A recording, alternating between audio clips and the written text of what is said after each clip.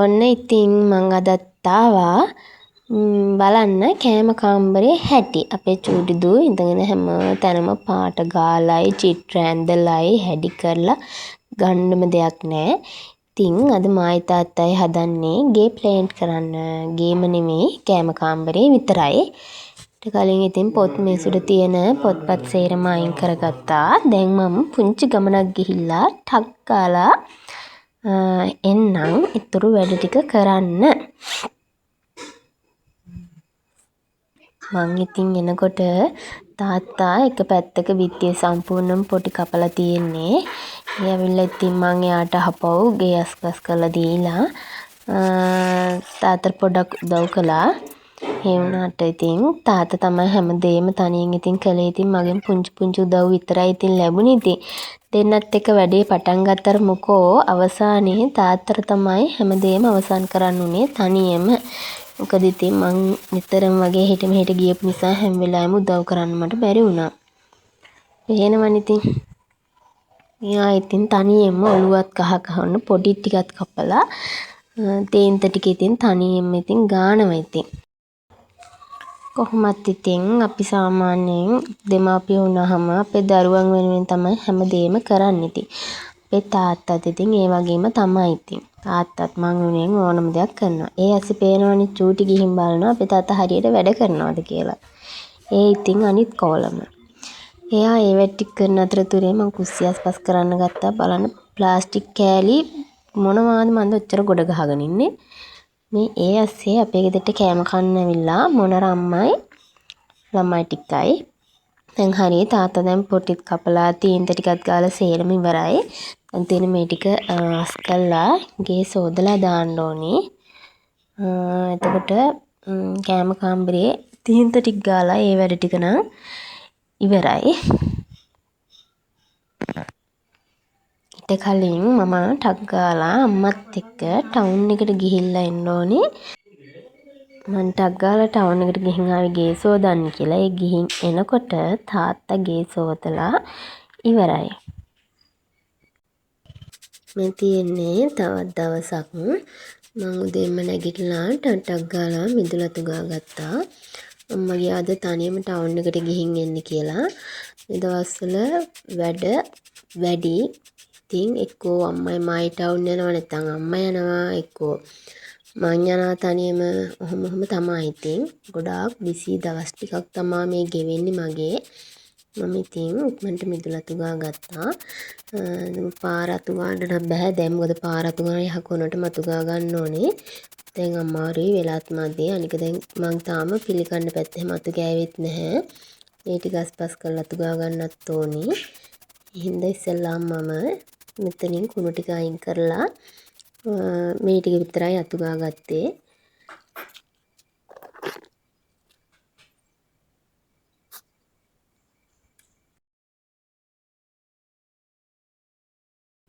මේ තියෙන්නේ බලන්න අපි නංගි මට දීපු ඇන්තූරියම් පැලයක්.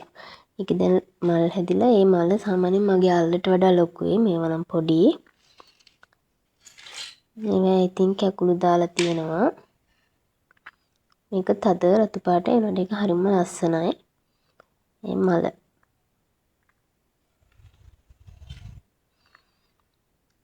මම යාසේ මధుරයක් ඉන්නවා. දැන් ගොඩාක් කිලේ ඉඳන් අතේ වහලා මధుරා යන්නෙත් නෑ මං කොච්චර හෙට මෙහෙට කළත්. මේක කොකා කෝලා කලර් එකක්. ඒ වුණාට මේ පැලේ නිකන් සවුත් වේගන එනවද මන්දා. දැන් ටක් ගාලා කුස්සිය අස්පස් කරලා දාන්න ඕනේ. ඊට කලින් ලිප උඩස් කරගන්න ඕනේ ළමයි. මේ දවස්වල මගේ ගෑස් එක ඉවර වෙලා. ඒ නිසා ඉතින් දරලිපේ තමයි උයන්න උනේ. දවස් කොච්චර හෙට මෙහෙට ඇවිද්ද තාම බැරුණා මේ ගෑස් එක ගෙන්න ගන්න. අයියත් එක්ක හවස යන්නම් කිකෑ ඉන්නවා. එක්ක හවසට වහිනවා. එක්ක දෙන්නටම හවස අමතක වෙනවා.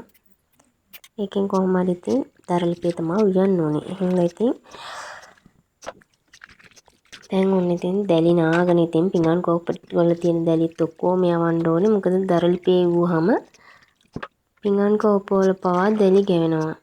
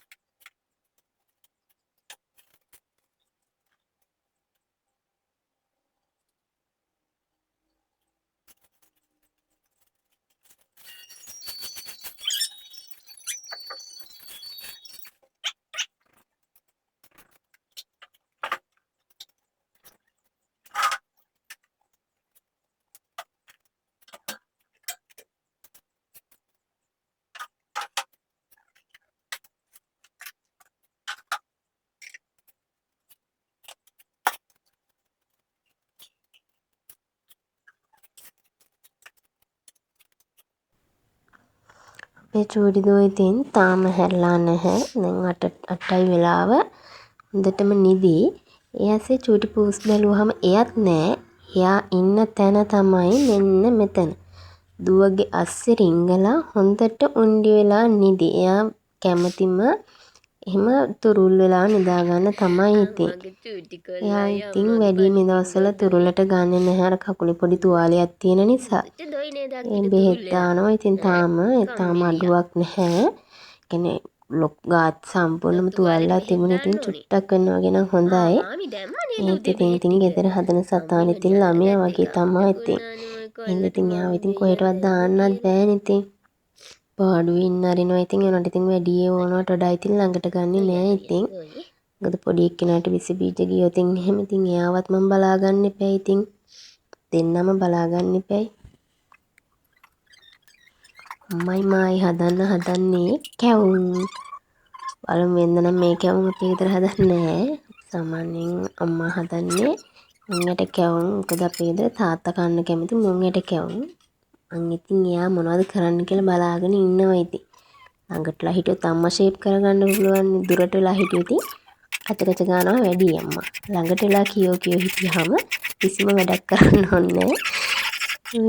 එයා හැම වෙලේම තනියෙන් කරගන්නවා. එයාගේ ළඟටලා මම කතා කර කර හිටියොත්. එන්නේ හිටියේ නැත්තම් තමයි ඉතින් බනින්නේ. වැඩක් කරන්නෙත් නෑ, උදව් වෙන්නෙත් නෑ. මට මං තනියෙම කරගන්න ඕනේ කියලා පටන් ගන්නවා ඉතින්.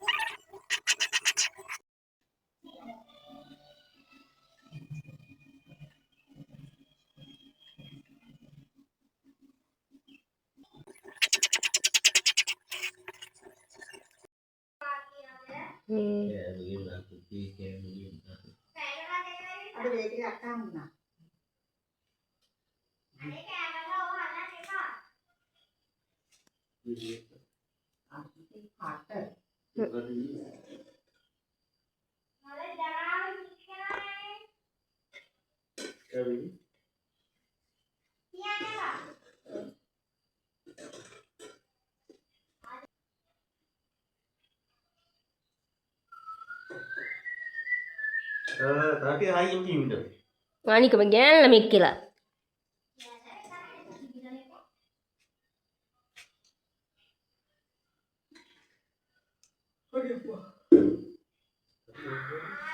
ඔන්න ඔහම තමයි ඉතින් අපේ අද දවස ගත කළේ.